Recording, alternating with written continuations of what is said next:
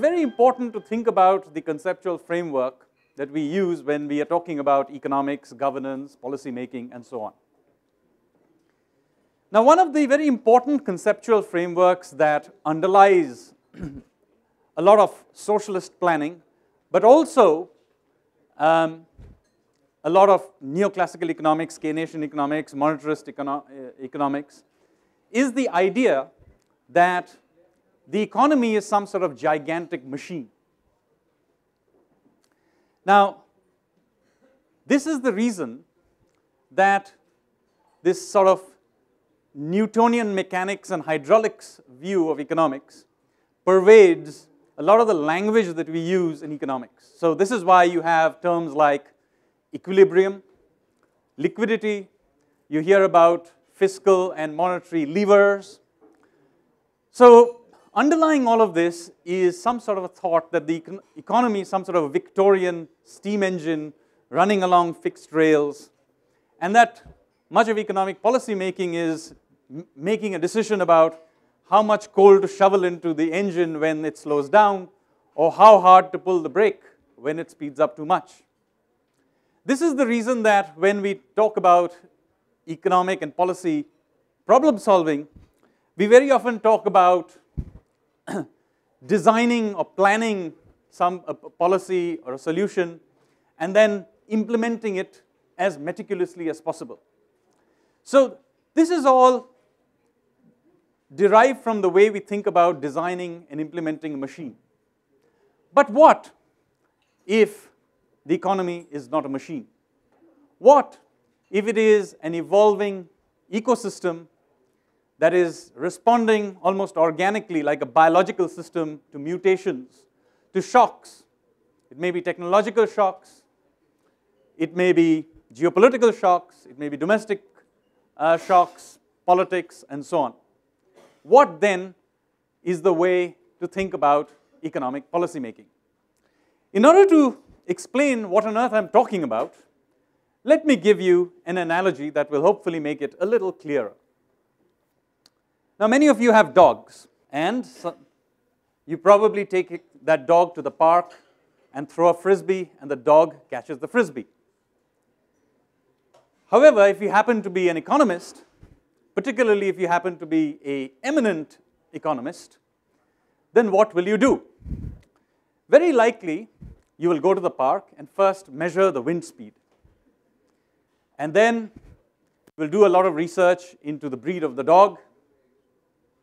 And then you will look at the design of the frisbee and feed all this information into what is called a computational general equilibrium model. And after a lot of iterations, this general equilibrium model will give you a forecast. And if you're a policymaker, you'll take that forecast and you'll go to the Frisbee Policy Committee, which meets once every 2 months and deliberates about where that frisbee is going to land. And it will then issue a forward guidance. So now, at this point, the economist will take all this information and he'll drag his dog to where the frisbee is supposed to land. He will drive a stake into the ground and tie the dog to that place. Then he'll walk back and throw the frisbee. Now, as you all know, that even something as everyday as a park is a complex system. You could have a gust of breeze. There could be a small scratch on the surface of the frisbee which will cause the frisbee to swerve. There may be a small deviation in the angle at which the frisbee was thrown.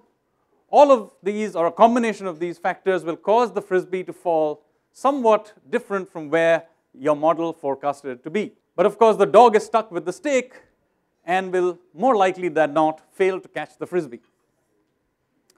Now, the eminent historian will be, of course, entirely surprised by this and will then form a committee that will write a very long report with lots of graphs and charts explaining why the dog failed to catch the frisbee.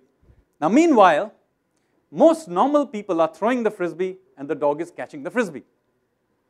So the question is, how do normal people get their dogs to catch the frisbee? So what normal people do is the following. They indicate broadly to the dog by nothing more than body language very often, which is the general direction in which they will throw the frisbee. And then they throw the frisbee. And then what does the dog do? The dog looks at the frisbee and runs after it.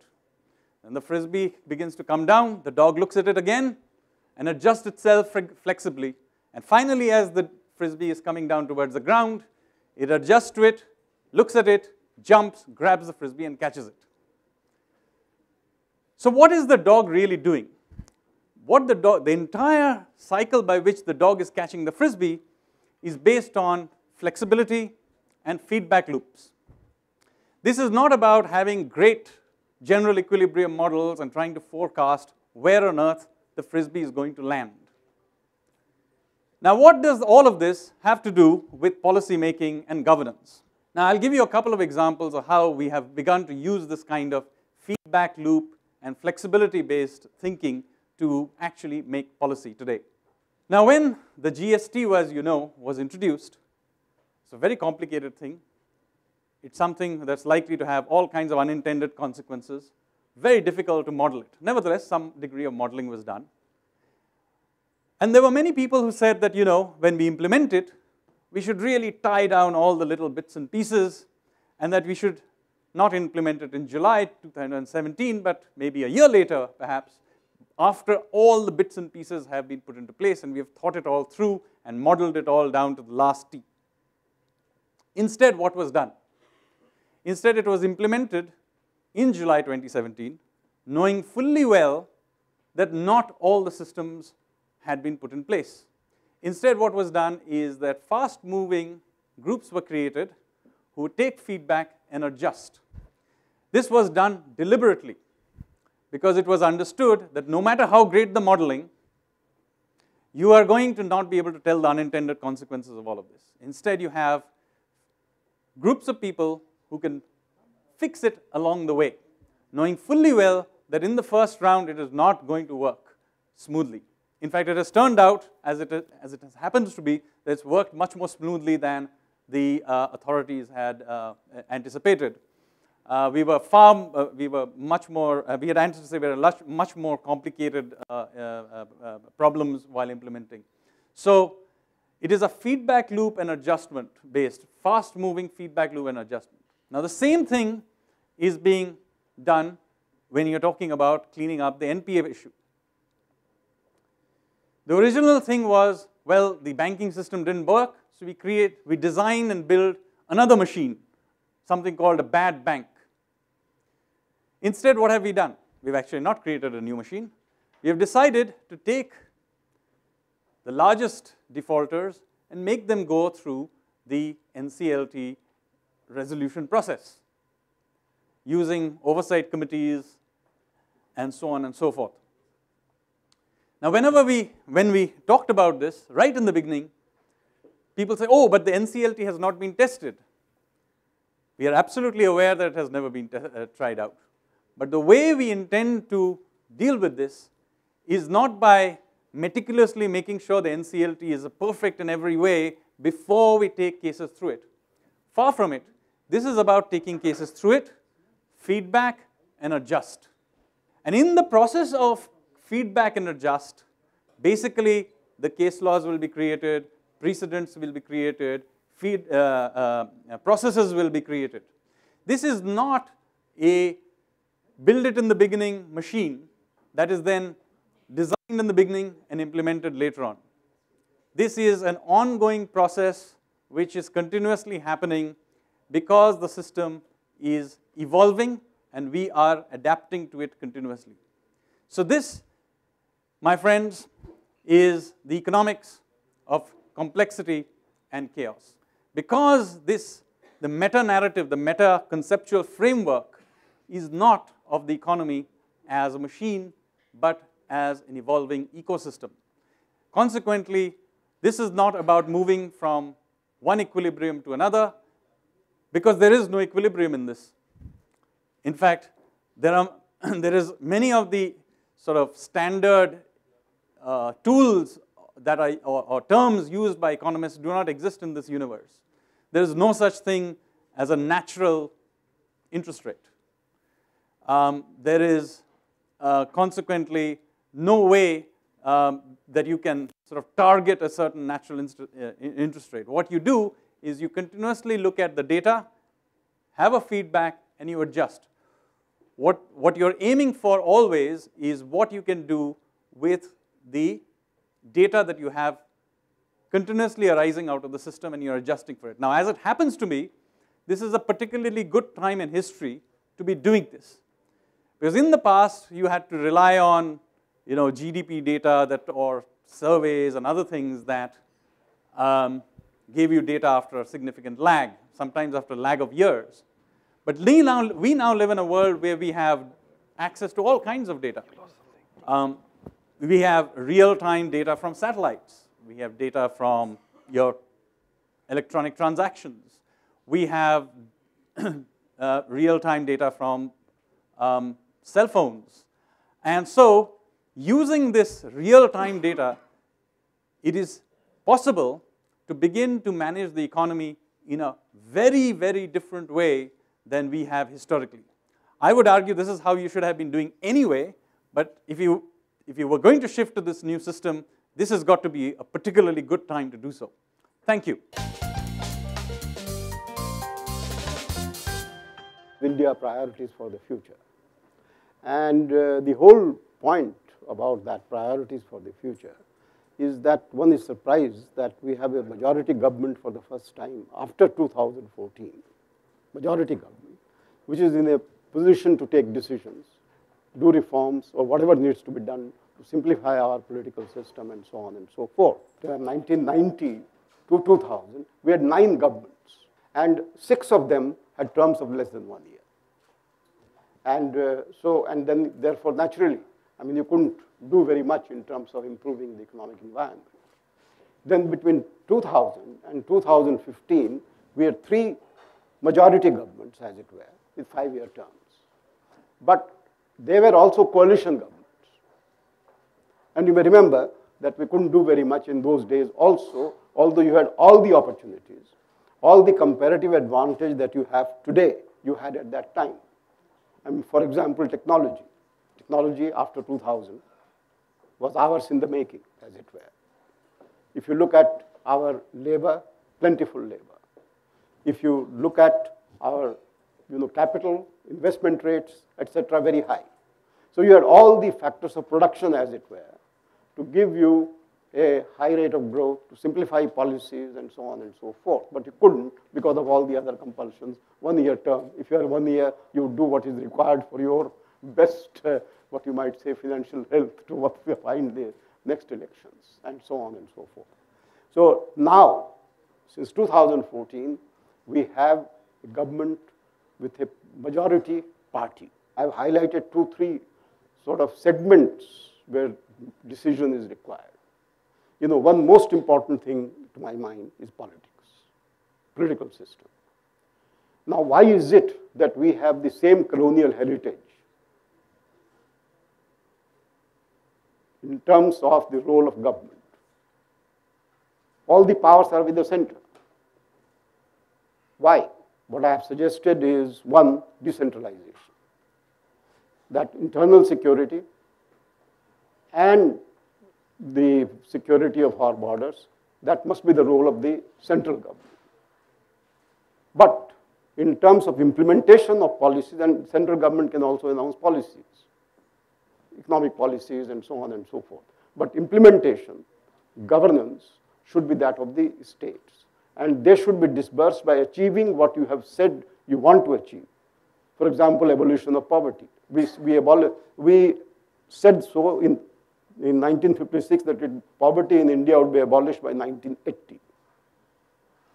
And now we are in 2017. And we have the largest number of poor in the people. So that was the idea is that now you have the capacity to do what needs to be done. Similarly, there is one thing called anti-defection law, which was well thought out, in the time when it was introduced, because there were 2 large parties negotiating for 3 members. So 3 members would say, I want this ministry or this ministry, and there was this tussle. So we introduced so-called anti-defection law, that if you defect from a party, you have to seek re-election. Now just think, while it was well intended, over a period of time what has happened? That India now has a fragmented party system. That if you have three constituencies, you will have a party of your own. And then you can do your Mahagathbandhan or whatever you call it. You can combine with any party here or there or whatever. So we have fragmentation of parties in our political system. Now, so you need to do that, apply also anti-defection law, not only to the members of a party, because of the fragmentation, which was unintended, but the perverse incentive to fragment your party if you have three constituencies. Then you have a much better choice than if you are part of a larger party. Then you have to be a non-entity.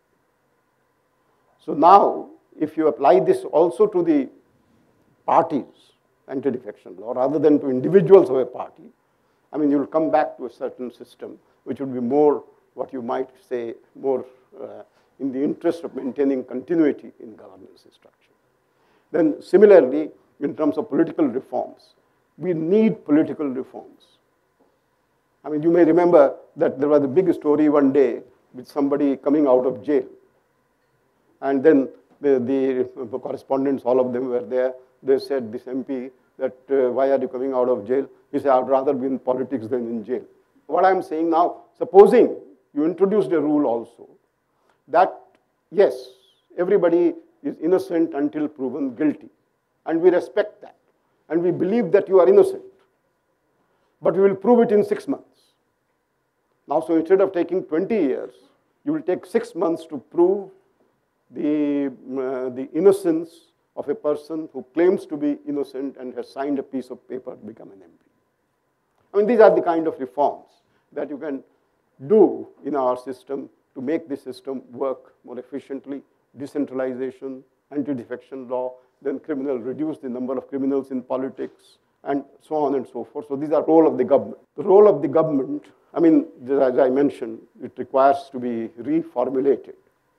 That why is it that the same India has the largest free and fair elections in human history in 2014? It has never happened in a democracy. So that is who manages this? EAC, UPSC, all civil services in our country, for example. You have the CAG, which can then hold the government accountable for performing in terms of accounting. But then you don't have institutions which are free to give you roles. We have 76 ministries. And the powers, where does it rest? With the ministry, where you would build this or that or something ministry. And there were 6 ministries involved, even if you want a glass of water. So what I'm trying to say is those priorities are not what you might say party political. There is no ideology. It's governance. And since this is a conference on governance and economics, I would say that India has all the economic potential. And we have to make sure now that we can take some steps also to simplify our policy making process and implementation process.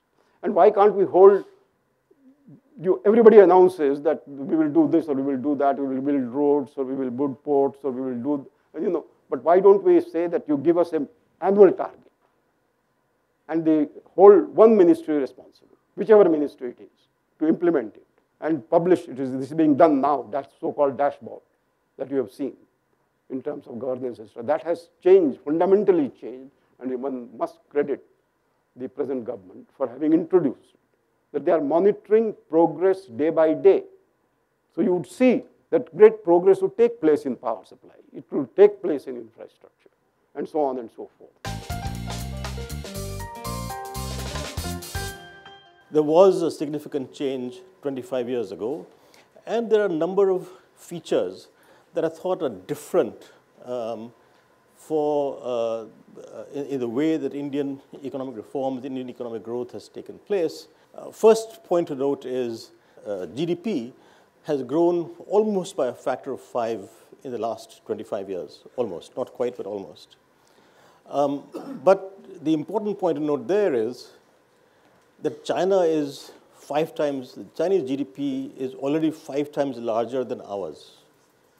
So that even if we grow at a faster rate than we have in the last 25 years. And even if we grow at, say, 10% a year for the next 20 years, our GDP in real terms in 20 years from now will be where China is today. Therefore, there is no time to lose. That we can't be happy with what we have done in the past, whether it's 25 years or 70 years. So I think that's an important point that we must keep in mind before we ever get complacent. We first made a major change in independence, where we moved from around zero growth for about 100 years to about 3 to 3.5% annual growth in the first 30 years of independence. And whereas many people have decried that, my view is that that was as big an economic change, which was very, very difficult to do, to go from zero for 100 years to 3 to 3.5% for 30 years, was actually a major achievement. What is very interesting is that right through the 1980s, there was one government committee after another which proposed different kinds of liberalization of the economy. Now, we were about, I would say, 10 years late. So that was sort of the first feature. Second feature is that in most countries where significant economic change or policy change or economic reform takes place, it's usually associated with some charismatic maximum leader. In this case, the reform was initiated by, I would say, a trio of what I describe as a trio of self-effacing leaders. Mr. Narasimha Rao had never been known for economic policy. Mr. Narasimha Rao had never been known for strong political leadership, but he did provide strong political leadership, cover, and political management to effect the economic reforms we went through over the next 5 years. Dr. Manmohan Singh as finance minister, similarly very self-effacing, provided the full intellectual framework, the full schedule almost of the economic reform process, right through the 5 years of that government. And I was present at, I think it was the second or third day after he was appointed as finance minister. He called a meeting of all the main economic secretaries, that is, finance ministry secretaries, chief economic advisor, industry, commerce, petroleum, etc. And he had a piece of paper this size, a slip. And he basically, in a sense, described the whole economic reform process for the next 5 years in about half an hour. And then said, this has to be done in 6 weeks, this has to be done in 3 months, this has to be done in 1 year, etc. He also added that if this is to the assembled civil servants, if any of you have a problem with this, we can find other things for you to do. So he was the second part of the trio. A third part of the trio, who's much less known, unfortunately, who passed away in late 2004, was Mr. A.N. Verma, who was Principal Secretary of the Prime Minister, who I call the bureaucratic enforcer. So something also is not very well remembered now. He actually held a meeting. He formed what they call the Steering Committee on Economic Reforms. And he actually held a meeting of this every Thursday at lunchtime. Every Thursday at lunchtime for 5 years. And every reform that went through in those 5 years, whether it was telecom reform, whether it was fiscal reform, everything went through that committee. And he had to really, almost literally bang people's heads from the civil service to get those things done. It would not have been done without him, because he was really the enforcer. So that's the second feature. Third feature, and this is very important actually, is that what is really, to me, as both a participant and now as an observer, is that there's been continuous reform now for 26 years and continuing today across 6 governments, 6 prime ministers, and 6 finance ministers, almost on a continuous basis. Whereas it may seem every now and then that people are not agreeing, that there are political differences.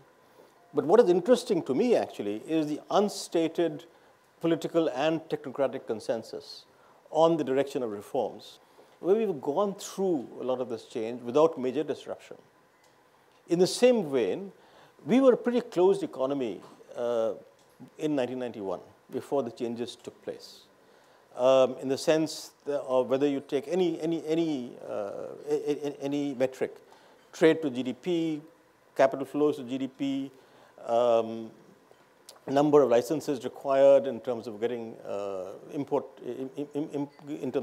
licenses and so on, that therefore one of the biggest changes that has taken place in the last 25 years is indeed the opening of the economy.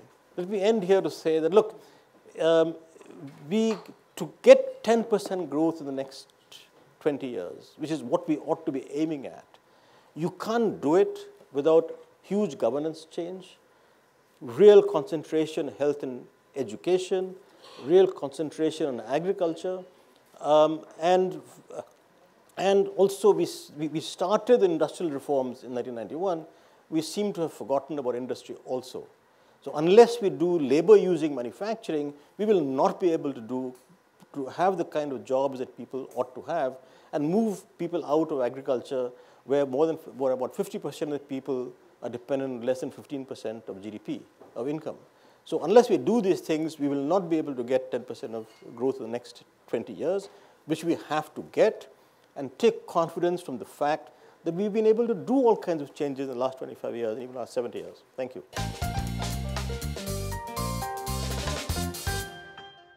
Find us on Facebook at facebook.com/ETNow, and don't forget to click the like button. You can also follow us on Twitter at ETNowLive. To stay updated with all our programming, hit the subscribe button on our YouTube channel by logging on to youtube.com/ETNow.